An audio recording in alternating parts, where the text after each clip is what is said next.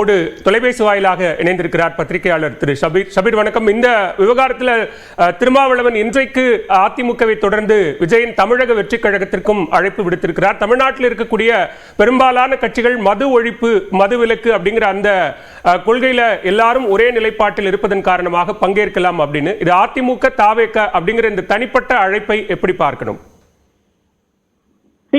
இதுல அரசியல் இல்லை அப்படின்னு விசிகே உடைய தலைவர் திருமாவளவன் சொன்னாலும் இது முழுக்க முழுக்க ஒரு அரசியல் நகர்வு தான். இத வேற எந்த கோணத்திலையும் நீங்க பார்க்க முடியாது, வேற எந்த கோணத்திலையும் நீங்க இதை அணுக முடியாது. நீங்க பூரண மதுவிலக்கு அப்படின்றது தமிழ்நாட்டுல ஒரு நீண்ட காலமாக இருக்கக்கூடிய ஒரு அரசியல் கோரிக்கை. அது அரசியல் ரீதியாக பல தேர்தல்களிலும் இந்த கோரிக்கை என்பது பிரதிபலித்திருக்கிறது. சில கட்சிகள் நாங்க பூரண மதுவிலக்கை கொண்டு வருவோம் அப்படின்னு சொன்னதுனால அவங்களுக்கு பின்னடைவுகள் ஏற்பட்டதும், அதே போல அதிமுக நாங்க இத கொஞ்சம் கொஞ்சமாக அந்த மதுவிலக்கை அமல்படுத்துவோம் அப்படின்றதுனால அவங்களுக்கு அதன் மூலமாக அவங்களுக்கு வாக்குகளை பெற்று அவர்கள் மீண்டும் ஆட்சி அமைக்கக்கூடிய ஒரு வாய்ப்பும் ஏற்பட்டிருக்கு. சோ இது அரசியல் தாக்கத்தை ஏற்படுத்தக்கூடிய ஒரு கோரிக்கையாக இருக்கிறது. இது ரொம்ப ட்ரிக்கியான ஒரு சப்ஜெக்ட். இதை ஒரு அரசாங்கம் முழுமையாக நாங்க நிறைவேற்றுவோம் அப்படின்னு சொல்லவும் முடியாது, அதே சமயத்துல இதை புறக்கணிக்க முடியாத ஒரு விஷயத்தை திருமாவளவன் கையில் எடுத்திருக்கிறார். இதன் மூலமாக அவர் அரசியலில் ஆழம் பார்க்கிறார் அப்படின்னு தான் சொல்லணும். ஏன்னா இந்த கோரிக்கை என்பது எந்த அரசாங்கத்தாலும் எந்த அரசியல் கட்சியாலும் ரொம்ப ஈஸியா நிராகரிக்க முடியாத ஒரு கோரிக்கை. இந்த கோரிக்கையை அவங்க ஏற்றுக்கொள்ளவில்லை அப்படின்னு ஓப்பனா சொல்லவும் முடியாது, அதே சமயத்துல அதை இக்னோரும் பண்ண முடியாது. அந்த மாதிரி ஒரு இஷ்யூவை கையில எடுத்து திருமாவளவன் அவர்கள் அந்த ஒருங்கிணைப்பு வேலையை அவர் செய்கிறார்.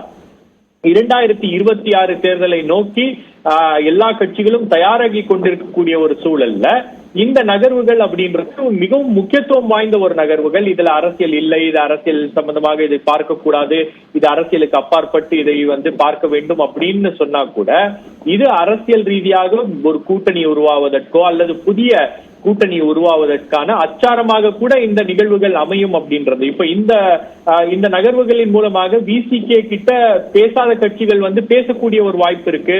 அவங்களுக்கு ஒரு டோர் நெகோசியேட் பண்றதுக்கு ஒரு டோரோ அல்லது கம்யூனிகேட் பண்றதுக்கு ஒரு டோர் ஓபன் பண்ற மாதிரி ஒரு சூழல் அப்படின்றதெல்லாம் ஏற்படும். இப்ப இந்த மாநாட்டு சம்பந்தமாக திமுக இதுவரைக்கும் எந்த விதமான ஒரு ரியாக்ஷனும் பெரிய அளவுக்கு கொடுக்கல. திமுகவில் இருக்கக்கூடியவர்கள் அவசரப்பட்டு இது தொடர்பாக நாம ஏதாச்சும் பேசிட்டோம்னா அப்புறம் கூட்டணியில் ஒரு பெரிய பாதிப்பு ஏற்பட்டு விடுமோ அப்படின்ற ஒரு அச்சம் என்பது இருக்கிறது. காரணம் என்னவென்றால் திருமாவளவனால் இன்று தமிழகத்தில் ஒரு கூட்டணியை உருவாக்கக்கூடிய ஒரு வல்லமை படைத்த ஒரு தலைவராக அவர் இருக்கிறார். ஏன்னா கடந்த முறை உங்களுக்கு திமுகவுக்கு ஒரு அனுபவம் என்பது இருக்கிறது. திருமாவளவனை அண்டர் எஸ்டிமேட் பண்ணாங்க, திருமாவளவனை புறக்கணித்ததால் அவர் வெளியே மக்கள் நல கூட்டணி என்ற ஒரு கூட்டணியை உருவாக்க முடிந்தது. அவங்க ரொம்ப விஜயகாந்தை நம்பி இருந்தாங்க திமுக. பட் விஜயகாந்துக்கு முதல்வராக கூடிய ஒரு வாய்ப்பு உங்களுக்கு கொடுக்கிறோம் அப்படின்னு அவரை சீஃப் மினிஸ்டர் கேண்டிடேட்டா ப்ரொஜெக்ட் பண்ணி 2016 தேர்தலில் திமுகவுக்கு ஒரு மிகப்பெரிய பின்னடைவு அப்படின்றது அந்த மக்கள் நல கூட்டணியினால் தான் உருவாச்சு.